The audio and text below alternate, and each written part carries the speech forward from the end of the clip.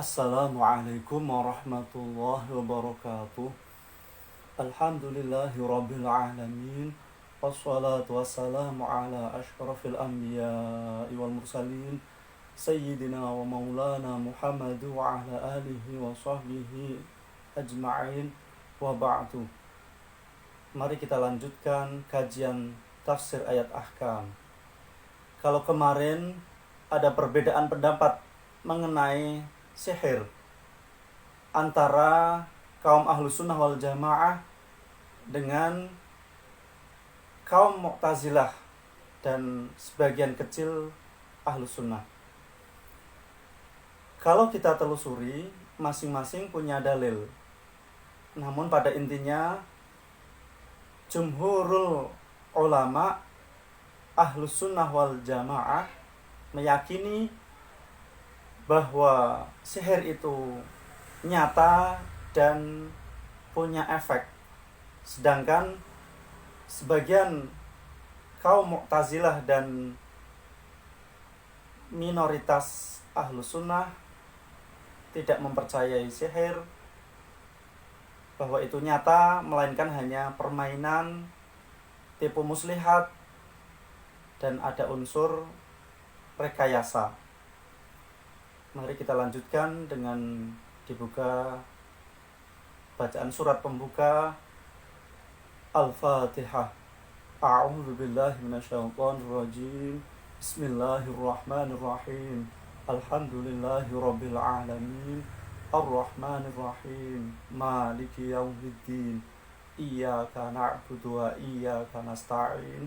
Ihdinas siratal mustaqim. Shiratal ladzina an'amta 'alaihim ghairil maghdubi 'alaihim waladdallin. Amin. Mari kita simak bersama sampai tuntas agar menambah ilmu dan wawasan, semoga bermanfaat di dunia dan akhirat. Kita buka halaman 59. Salisan, ini pembagian menurut Mu'tazilah dan sebagian kecil Ahlus Sunnah mengenai sihir. Yakni yang ketiga, sihir itu ada yang berupa adu domba dan pengrusakan. Semisal ada seorang perempuan yang ingin menghancurkan rumah tangga seseorang. Kemudian perempuan ini lebih dahulu mendatangi istri. Kemudian merekayasa dengan bujuk rayunya, "Aku tahu sebenarnya suamimu itu tidak mencintaimu. Kamu itu dipelet.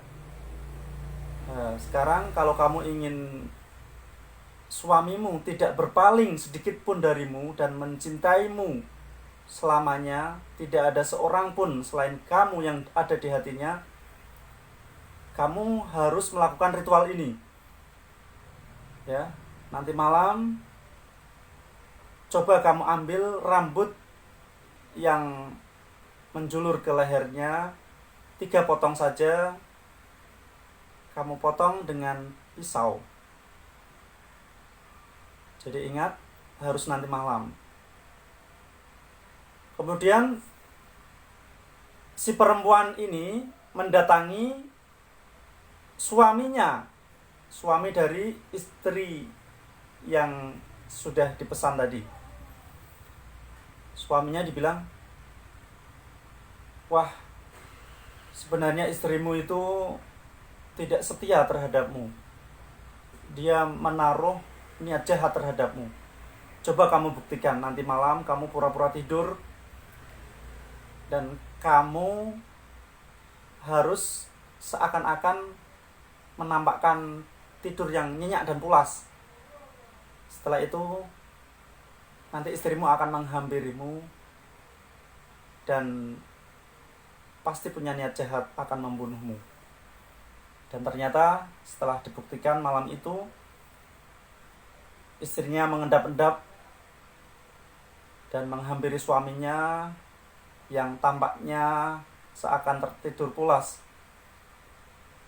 Dan ketika pisau itu didekatkan di lehernya, sang suami membuka matanya dan menyerang balik, sehingga lebih dahulu menghabisi nyawa istrinya.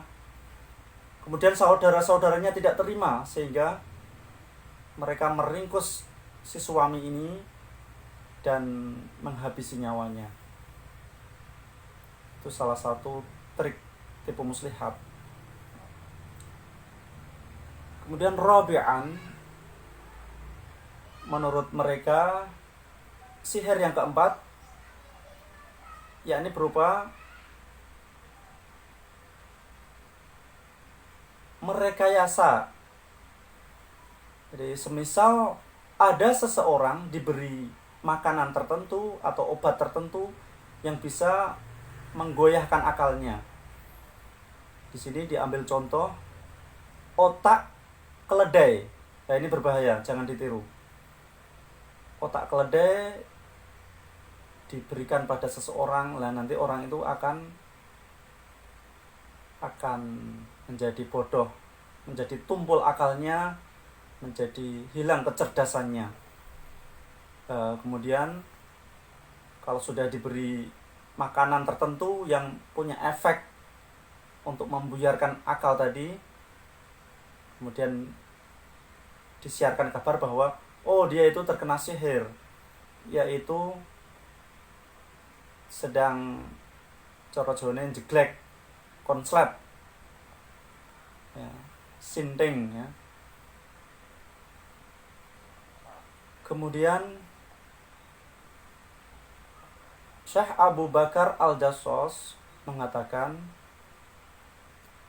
bahwa cukuplah hikmah dalam semua ini, bahwa seakan-akan semua itu adalah tipu daya, walaupun terkesan luar biasa, jauh di luar nalar.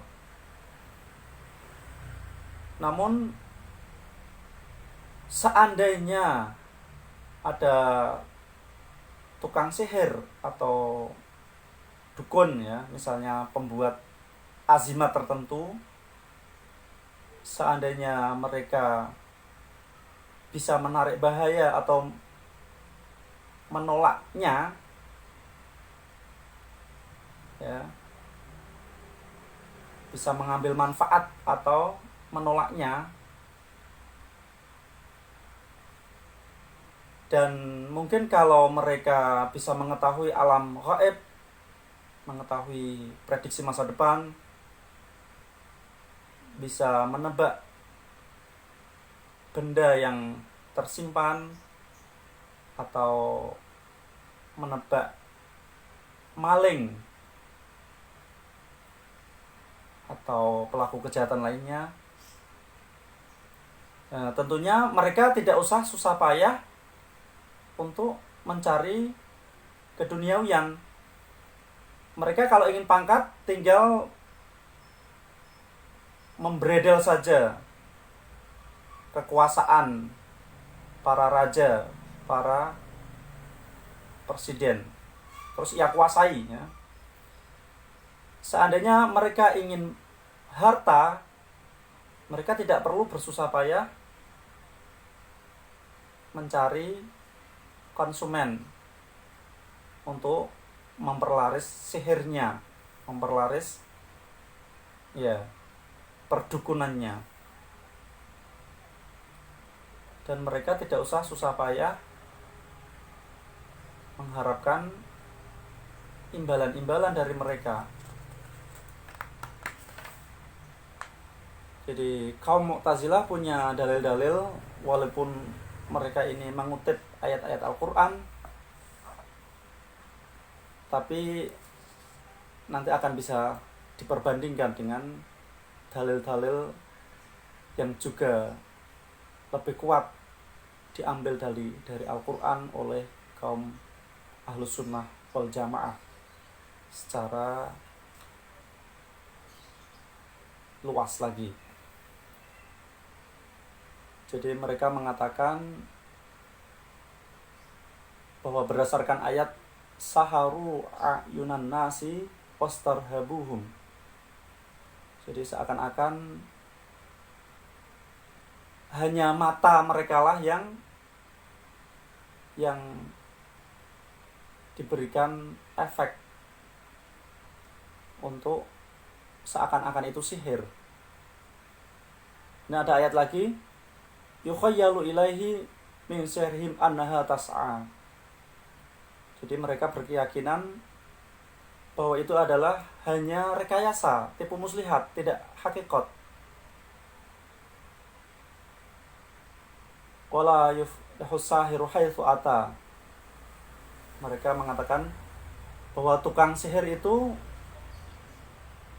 tidak mungkin, karena dia tidak akan beruntung kemanapun ia melakukan perbuatannya. Jadi orang Mu'tazilah ini tidak percaya adanya sihir, dan kalau sihir itu nyata tentunya akan menyaingi mukjizat. Nanti bedanya apa antara tukang sihir dengan para nabi rasul? Padahal ini sama-sama keanehan-keanehan, keluar biasaan. Adapun dalil yang dikemukakan oleh jumhurul ulama, yakni yang bergolongan Ahlus Sunnah wal Jamaah, sihir itu hakikah, nyata, dan punya taksir, punya efek. Ini berdasarkan firman Allah, saharu a'yunan nas wastarhabuhum waja'u bisihrin azim. Jadi mereka menyatakan bahwa sihir ini hakikatnya sudah ditetapkan di dalam Al-Quran, waja'u bisihrin azim. Jadi para penyihir ini memang mendatangkan sihir yang agung. Dan ada ayat lagi, fa yata'allamuna minhuma ma yufarriquna bihi bainal mar'i wa zawji. Di sini menyatakan bahwa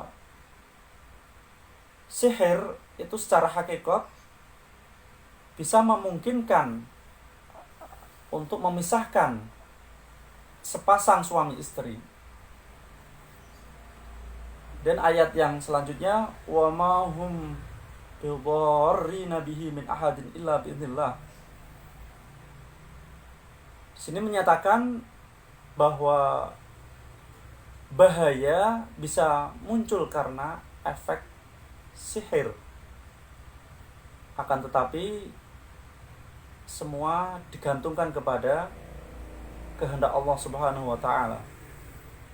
Dan yang terakhir, wa min syarrin naffatsati fil 'uqad. Kita disuruh untuk berlindung kepada Allah dari keburukan dan kejahatan para tukang sihir. Yakni mereka menyihir dengan meniup ikatan-ikatan dalam tali. Jadi sekali lagi, perdebatan mengenai sihir ini memang sudah ada sejak dahulu kala,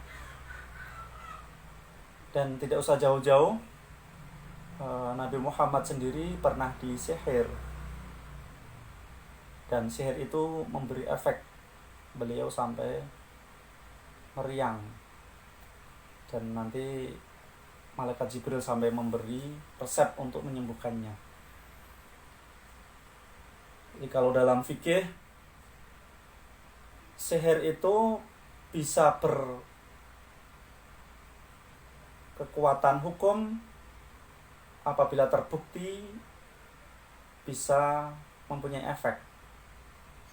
Jadi sihir bisa membunuh, sihir bisa melukai. Nah, itu kalau sudah terbukti, maka itu bisa divonis hukuman.